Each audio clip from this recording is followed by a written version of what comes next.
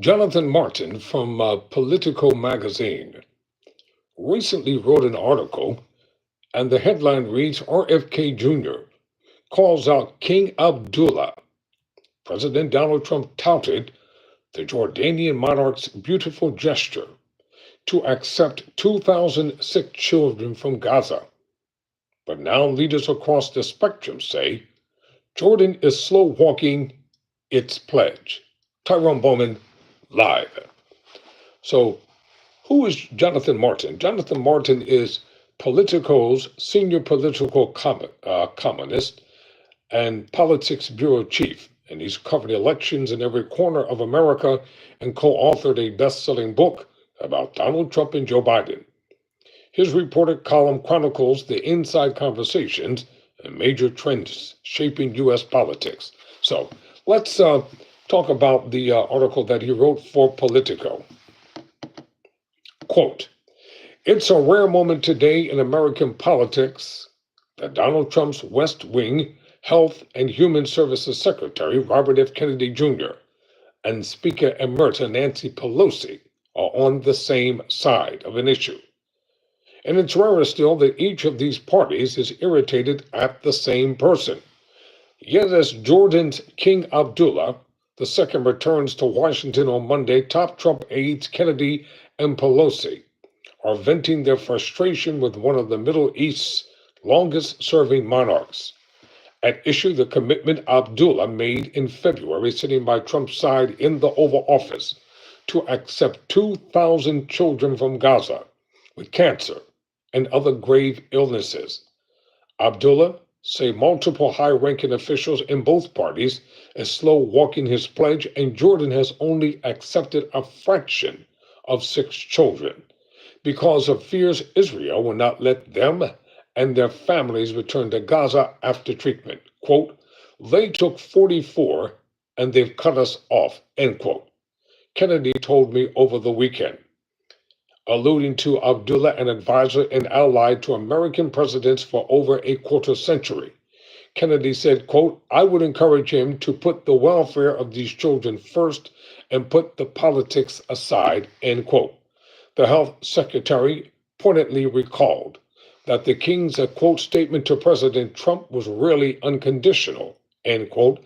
Kennedy repeatedly emphasized the life and death urgency of the patients. Quote, these kids are very, very fragile, end quote, he said.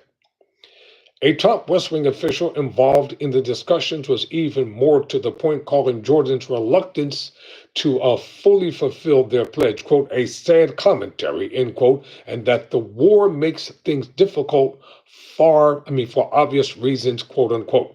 Pelosi, who has a long-standing relationship with Abdullah, took matters into her own hands last week and had a blunt private conversation with Jordan's ambassador to the U.S., Dana Kawar.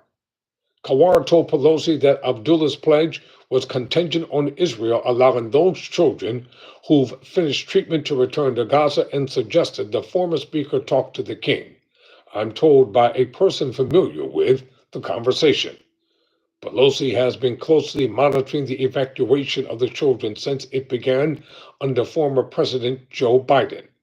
And one of her advisors emphasized that she has, quote, the highest regard, end quote, for Abdullah, and that other countries, including Israel, must do their part for the children. A spokesperson at the Jordanian embassy declined to comment. However, the line the professor conveyed to Pelosi, that they can't continue admitting children without assurances that they'll be allowed back to their war-torn home, has also been delivered to Trump's aides. As Israeli forces continue to pound Gaza and block humanitarian aid, the politics of even helping cancer-stricken children has grown complicated for Arab countries.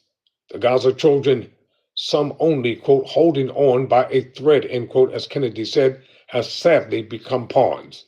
This has only deepened the exasperation of American officials, who were already alarmed by how few Gazan children the Jordanians have taken and are now irritated about being told the original pledge was conditional. As Kennedy pointed out, the king was ambiguous when he made his pronouncement in the White House. One of the things that we can do right away is take 2,000 children that are either cancer children or in a very ill state to Jordan as quickly as possible, quote unquote.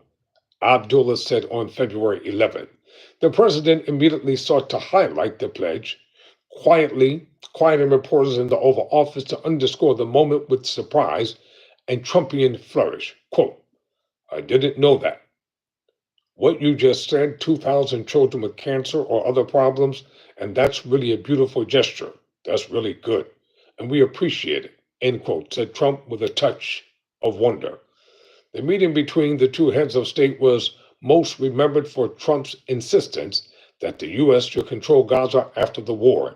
Yet for the Americans who've been working on retrieving sick children from the devastated region, Abdullah's commitment was momentous, and the lack of follow-through has been maddening.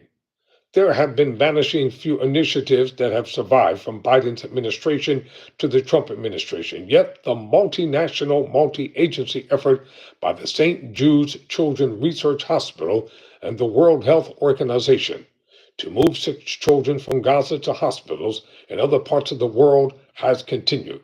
That's in part because of Kennedy's behind-the-scene work, which began before he was even confirmed to lead the Health and Human Services Department.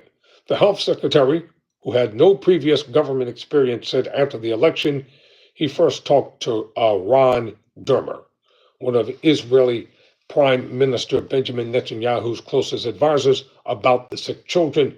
It was very opaque because there are so many different institutions involved, said Kennedy, adding, it appeared that Egypt may take them, but then they cut us off. Matters were also complicated when Elon Musk decided to evacuate U.S. aid to the humanitarian agency at the outset of Trump's administration. But Kennedy insisted that did not impede their progress. I went to the president very early on after the inauguration, and he said that he wanted to get involved and wanted to get the kids out. The secretary recalled Trump linked Kennedy to Steve Witkoff, the developer and Trump confidant, who has also become involved in this project while also attempting to forge peace agreements in the Middle East and Ukraine. Kennedy said he then contacted Secretary of State Marco Rubio to loop in state, which has absorbed what was U.S. aid, or absorbed, rather, what was U.S. aid.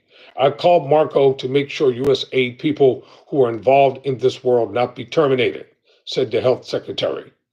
Rubio has been fully briefed on Jordan's pledge and the lack of progress, and along with Witkoff, is expected to meet with Abdullah in Washington on Monday.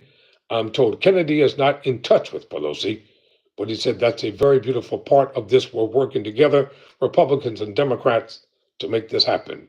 And then perhaps with an eye on Abdullah's meetings this week with Trump officials, Kennedy emphasized again that, quote, President Trump is really committed to evacuating the sick children, end quote. Tyrone Bowman, never surrender, never quit.